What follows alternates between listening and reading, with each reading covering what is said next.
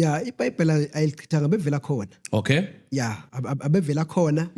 Kodwa yabona uma sikhuluma ngalendlela kunesikhule ngayo. Yes. Azange siwabone.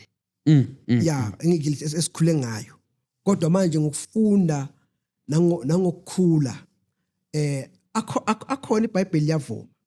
And then ake ngizelana ke njengoba ngithe mina ayashiyana ngokuhlukana kwawo. Likhona ashiyana nje. And then nokusebenza kwawo ahlukene nokusizakala komuntu kwakhona futhi kuhlukene. Okay. Yes, ashiyana ngezigaba.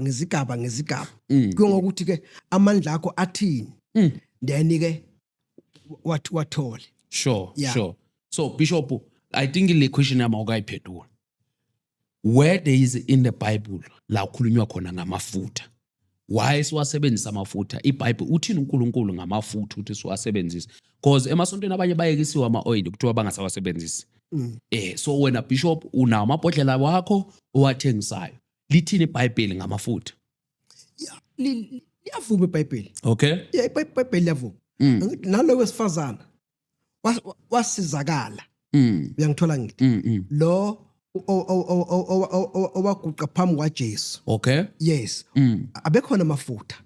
So okay ikhuluma kuningi. Yabona ngathi uyabuka manje inkolo ngendlela sekuvuleleke ngakhona. Angeke sikuphikise ngendlela okukhuluma ngakhona. Kodwa ngendlela esekuvuleke ngakhona nomunye ukhona ukuphusha ngendlela abizwe ngayo ngibeke nje kanjalo.